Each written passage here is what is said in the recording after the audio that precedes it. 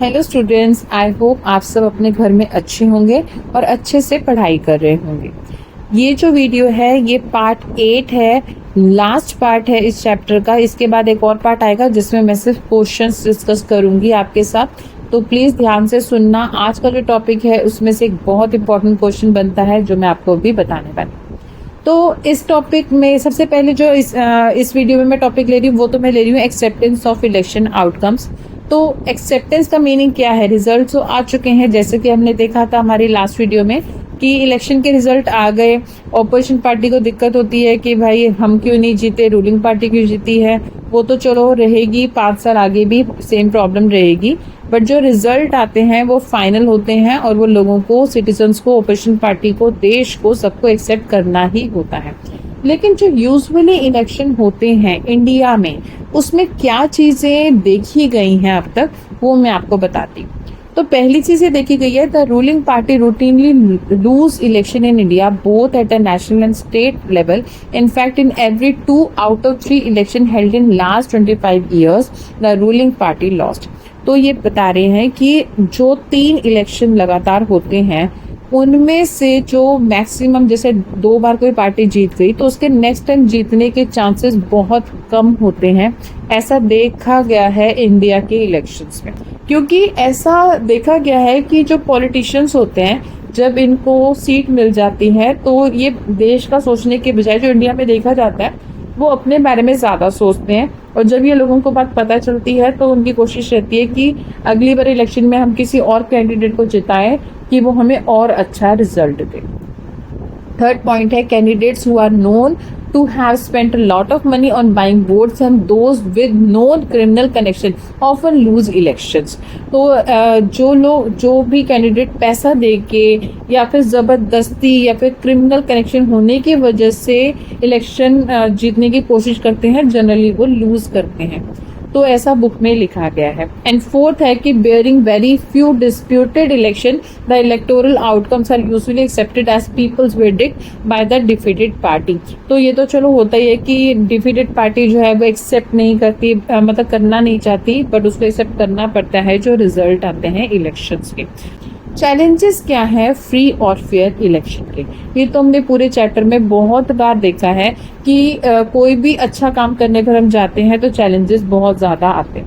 कैसे चैलेंजेस आ सकते हैं? अब आप एक बार सोच के देखना, फेयर तरीके से आप अगर इलेक्शन कर रहे हो तो सबसे पहले तो जैसे उन्होंने एक आपको लिमिट दे रखी है कि लोकसभा के लिए आपको 25 लाख ही देने हैं। तो कभी अगर मान लो कि कोई ऐसा रिप्रेजेंटेटिव खड़ा हो गया जिसके पास बहुत पैसा है तो वो लिमिट देखता ही नहीं है। ये तो बुक्स में हमें बोला गया कि 25 लाख तक आपको लिमिट रखनी है, बट वो ज्यादा पैसे खर्च करते हैं ताकि लोगों की नजरों में ज्यादा आए, उनको बस फैसिलिटीज दें, लोगों को लगे कि ये 5 साल भी हमें ऐसी फैसिलिटीज देंगे और फिर वो इसका गलत फायदा उठा के जीत जाए। दूसरा होता है डर्टी गेम्स। डर्टी गेम्स हो सकता है वो मरवाने की कोशिश करें, डराने की कोशिश करें लोगों को, या फिर अपने जो दूसरे रिप्रेजेंटेटिव हैं, बहुत सारी चीजें होती हैं जो ऐसे ट्रिक्स वगैरह करते हैं, या फिर उसी टाइम पे कोई एलिगेशन लगा देते हैं, कोई बैड पिक्चर्स दिखा देते हैं अपने ओपोजिशन पार्टी की, तो वो ये सब चीजें भी कर सकते हैं। तो ये भी बहुत बड़ा एक चैलेंज होता है एक पार्टी के लिए कि जो उसके ओपोजिशन में पार्टी खड़ी है कहीं वो उसके लिए कुछ गलत ना कर दे। तीसरा होता है मसल पावर। मसल पावर का यूज भी बहुत ज्यादा होता है। उससे भी आप जो सिटीजन्स हैं या दूसरी कोई कमजोर पार्टी है, उतना ज्यादा पहुंच वाली कोई जैसे लीडर खड़े हो रहे हैं, नॉमिनी खड़े हो रहे हैं, उनकी पावर जो है दूसरे से कम है तो सप्रेस करने की कोशिश भी करते हैं। Candidates in party with lot of money, ये तो मैंने आपको पॉइंट्स बता ही दिए हैं। दूसरा है कि in some part of the country candidates with criminal connection have been able to push other out of the electoral race and to secure ticket from major parties. तो यहाँ पर टिकट लेने के लिए भी बहुत लोग ट्रिक्स चलते हैं ताकि जो अच्छे लोग हैं उनको ना मिले और हमारे बैड कनेक्शन की वजह से टिकट हमें मिल जाए। तो यहाँ सिटीजन्स को अपनी सोच से, समझ से काम लेना चाहिए ताकि वो फिर भी जितनी भी पॉसिबिलिटी है, जितना उनके हाथ में है, उतनी तो अच्छी सरकार बना ही लें। Smaller parties and independent candidates suffer a huge disadvantage compare to bigger parties. ये तो बिल्कुल है, क्योंकि बिगर पार्टीज जो है वो झेल सकती हैं, कोई नुकसान हो गया उनका पैसों का ज़्यादा, वो पहले से माइंड बना के आए हैं कि हमारे इतने पैसे तो लगने ही हैं। लेकिन एक अगर ऐसे कैंडिडेट खड़ा हुआ है जिसने अपने घर तक बेच दिया अपने इलेक्शन कैंपेनिंग के लिए, और अगर वो हार जाता है तो उसके लिए तो सारा का सारा लॉस ही है।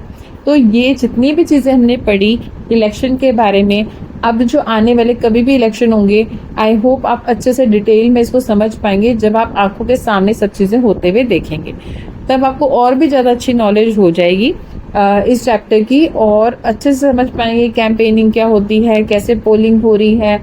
आगे जब कभी रिजल्ट आए तो आप उसको भी ध्यान से देखना कि वो जब स्टार्ट हो रही है काउंटिंग होना तब कैसा रिस्पॉन्स आता है न्यूज़ में, थोड़ी देर बाद कैसा आता है, उसके थोड़ी देर बाद कैसे आता है, फाइनल रिजल्ट कैसे डिक्लेयर होता है, डिटेल आने के बाद एलिगेशंस कैसे लगाए जाते हैं कि ईवीएम मशीन ठीक नहीं थी या फिर चोरी से नंबर वो वोट्स डलवाए गए हैं। सो मैनी एलिगेशन आप देख सकेंगे। तो यहाँ ये चैप्टर हो रहा है ख़त्म।